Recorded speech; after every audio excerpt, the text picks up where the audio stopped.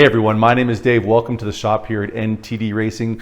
This behind me is Honcho. It's our 1978 Jeep J10 Desert Race truck, and we just got back from racing the Mint 400 with this truck, and it did a great job. But we definitely find in this race and other races that you can never have too many lights on the truck. So the folks at Auxbeam were kind enough to send us some what seemed to be some pretty cool lights to put on the truck. So that's what this episode is going to be all about, is how we're going to fit up the truck with the lights. We're going to put them across the front of the grille. And why are we going to do that? We always have a light bar over the top of the truck, and we use that as a backup light bar just because that one tends to illuminate the hood and all the dust that gets on the hood. It makes it very difficult to see far down the road in front of you because of all that light. So what we're going to do is we're going to go ahead and put a light bar underneath the hood line, hoping to keep our entire hood dark while we're driving and maximize our forward visibility. So let's go ahead. I'm going to show you what's inside the box. We're going to go ahead and jump into Fusion 360 to design this light bar, and then we're going to hop on the Langmuir Systems Crossfire XR.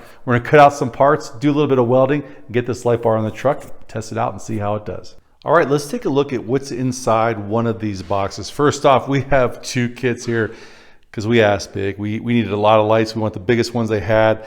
And so we have these 9-inch high intensity off-road fog lights. So you're gonna get two in each one of these boxes. It's gonna come with all the mounting hardware that you would want. And also what's gonna come in there is all of the wiring. And this is really well done. I have it plugged up here. You can see it goes through a 25 amp fuse. It goes through a relay for you. And then over here, you've got a switch. So you flip the switch, you can hear the relay click on, sends power down through some really trick waterproof plugs down there. They are bright. So I can't wait to get these things onto the truck. So this is what we're going to do to set them up on the truck. You can kind of see how they're laid out right now, and this is about the orientation that they will be when I put them onto Honcho. I'm going to have a 1.5-inch round tube across the bottom. We're going to cut that flat plate on the Langmuir Systems Crossfire XR. What that's going to do is allow us to use the CNC advantage there to make sure these are all exactly spaced apart and it looks just right. And also you can kind of see in here, I also kind of start fiddling with one of the tools that comes in the kit, one of the Allen wrenches. I just want to make sure that they are far enough apart laterally that I can go ahead and get that Allen wrench in there. And it looks like about 1.25 inches is what I will need to use to separate those things laterally. Let's go ahead and take a look at the front of Honcho and come up with a game plan of how we're going to mount these things. All right, Honcho might look like it has had a couple teeth knocked out, but I tell you what, this grill is so iconic and such an amazing looking grill, the Razor grill. So we're going to cover a little bit of it up, but not too bad. So you can kind of see, I think to make this thing look right, is you can see this like basically bend in the grill and how it lines up centered on the headlights. So we're going to basically try to line these new lights up on that line also. We really can't grab the grill because it's a pretty thin piece of stamped metal. It's not really strong, but right behind here, if you can kind of see, is a 2-inch square tube. Now, ideally what I would do is I would run a 2-inch square tube off the front there so that if we hit somebody or something, it wouldn't destroy the light bar. But to preserve the way that this grill looks, what we're going to do is we're going to run just straight, flat 1/8-inch plate kind of coming out. It's going to grab a 1.5-inch round tube, and then those lights will be mounted onto that 1.5-inch round tube. It'll be good enough to probably hit some bushes and do that kind of stuff, but if we're going to go out there and nerf somebody, which we're just not usually doing with Honcho, but if you'd nerf somebody with this, you'd rip your whole light bar right off the front of the truck. So anyway, let's go ahead and get you doing some designing with CAD and taking some measurements and get this light bar built. Okay, so here's a little bit of a mocked up look of where these lights are going to sit on here. And what I've got is, I think I called this a square tube before, this round tube back here. From center to this 1.5-inch tube is about 8.5 inches. I might round up to 9 just to space it out just a little bit more, but that's right about where I want that bar to be. And this will be pretty robust, you know, to take some stuff and maybe break up some of the bushes it would before they hit the lights and those kinds of things. So there we go. Let's go ahead and get onto CAD and start making some parts. All right. Well, what I normally do is, if you watch a lot of my videos in the past, is I will do a video on how I do computer-aided design and computer-aided manufacturing CAD/CAM on Fusion 360. I just didn't like the way this one went very well, so I'm zooming through it so you can kind of see what I did. There was just a whole bunch of little parts in there, and I kind of went back and forth a little bit, and so I don't think that there was a lot of value to people learning. But if you want to learn in the future kind of what I do, I will be making a whole bunch of stuff in 2 dimensions and also in 3 dimensions as I design the steering, as I design tabs, front suspension, rear trailing arms, axle trusses, and all those kinds of things, which I'll be cutting on Langmuir Systems Crossfire XR. If you enjoy seeing that, then tune in for those videos.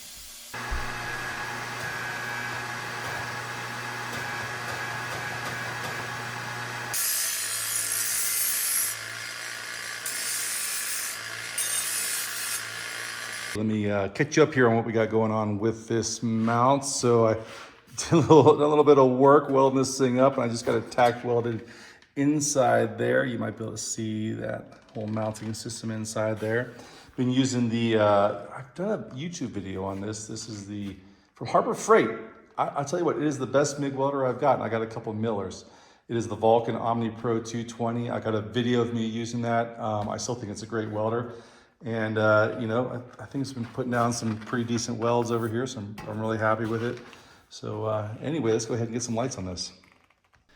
The big advantage of using any kind of a CAD and CAM program to a CNC machine is that the dimensions end up being, you know, pretty much perfect. And as you can see, as I drop these lights into the light bar, they go in with just perfect spacing. All right, well, it looks pretty cool. That's going to be a lot of light. Okay, let's go ahead and get it wired up. I need to go out and test it right now. I think it's like 1 o'clock in the morning here, but this is pretty cool, so I can't go to bed just yet.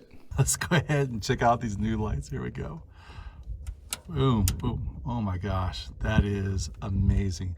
Let's go ahead and contrast. Here are the overhead lights. And you can kind of see how they're pretty bright, not as bright as the other ones, but they just totally illuminate the hood.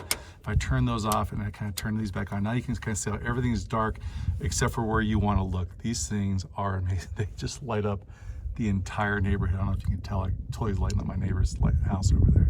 All right, I want to give you a final verdict of what I think about these lights. Obviously, we beat this truck. You can kind of see here, there's damage everywhere on this truck.